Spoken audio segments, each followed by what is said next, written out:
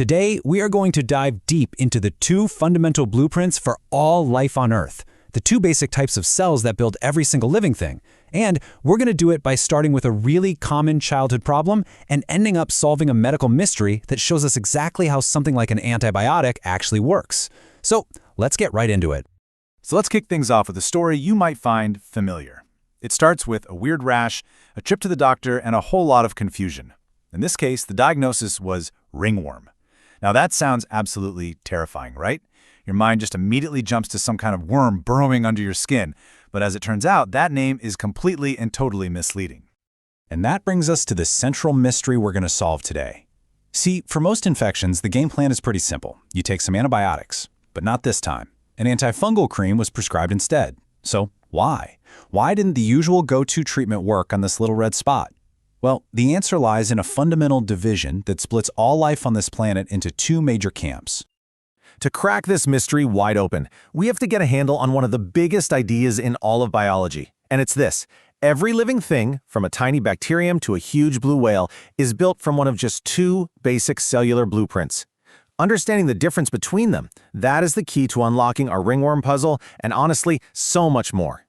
And here they are, the two main characters in our story. On the left, you've got prokaryotic cells. Think of these as the simpler, more ancient design. This is the world of bacteria. And on the right, you've got the eukaryotic cells.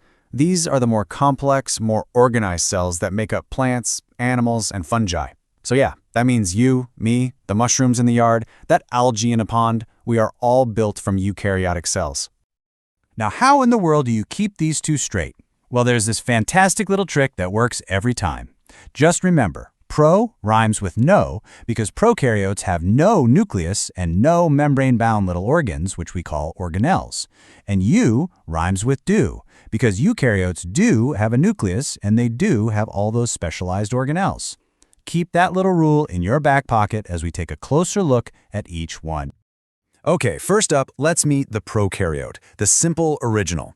I want you to think of this cell as the ultimate minimalist. It is incredibly efficient, it's stripped down, and it's a design that has let it dominate the planet for billions of years. It has everything it needs to survive and absolutely nothing it doesn't. So how do we remember all its bits and pieces? You guessed it, another awesome mnemonic. Crazy mice rarely play cards for prizes now. This little phrase helps us remember all the key structures you see listed here, from the outer cell wall all the way to the nucleoid region where it keeps its DNA. We're not going to cover every single one, but let's zoom in on a couple of the most important ones. Okay, the most important thing to know about the prokaryotic cell wall is what it's made of. It's a really unique substance called peptidoglycan. Say it with me, peptidoglycan. This stuff creates a strong, mesh-like layer that gives the cell its shape and, maybe most importantly, keeps it from bursting. Go ahead and file that name away. Peptidoglycan. It is a huge clue in our mystery. Now, let's talk about the DNA, the brains of the operation. Instead of being neatly locked away in a nucleus, a prokaryote's main genetic code is just a single circular chromosome that kind of floats around in a region called the nucleoid. But here's the really cool part that makes them so adaptable. They also have these little extra rings of DNA called plasmids. Think of them like little upgrade chips. They can carry special genes, like for antibiotic resistance, and bacteria can actually trade them back and forth with each other. Okay, we've seen the simple one-room workshop. Now, let's check out the sprawling, high-tech metropolis, the eukaryote. If the prokaryote is a minimalist, the eukaryote is a bustling city. Every specialized building in this city, an organelle, has a very specific job to do, and they all work together in this incredibly organized system. And the absolute heart of this city, the city hall, is the nucleus. This is a special compartment with its own membrane that houses and protects the cell's precious DNA. And this whole strategy of having different compartments, or compartmentalization, is the real secret to the eukaryote's success. It allows thousands of different chemical reactions to happen all at once, in different organelles, without getting in each other's way.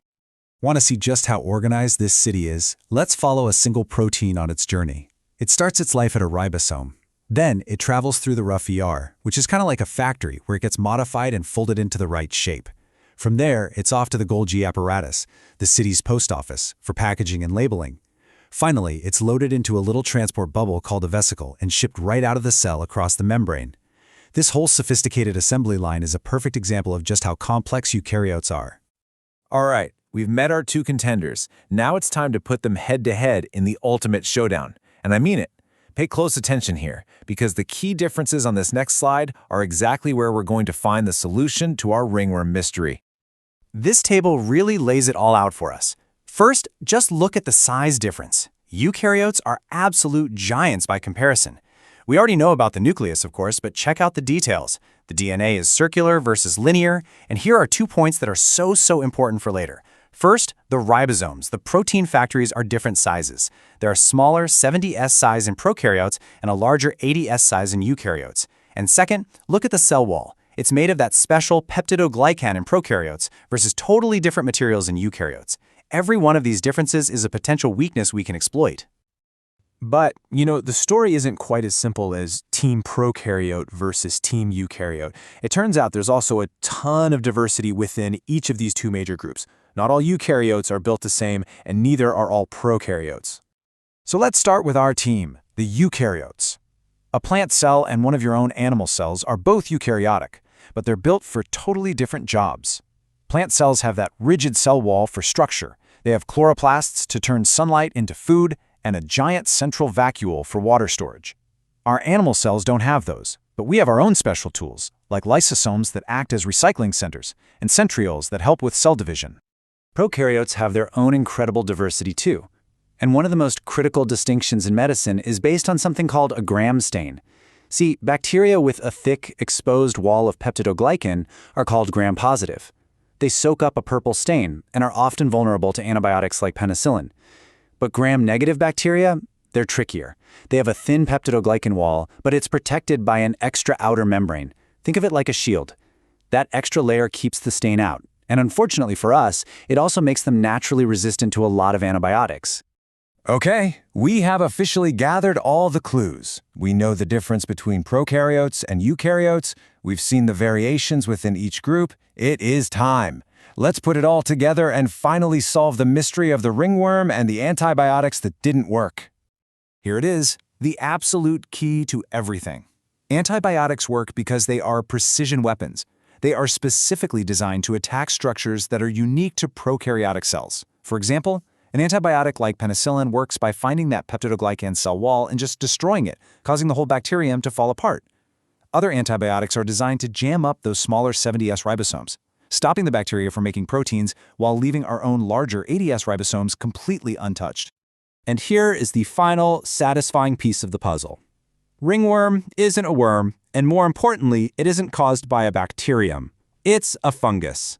And what do we know about fungi? Their cells are eukaryotic. This means they don't have peptidoglycan walls, and they have the exact same 80S ribosomes that our cells do. So, on a fundamental cellular level, their cells are way more like ours than like a bacterium's. An antibiotic has no targets.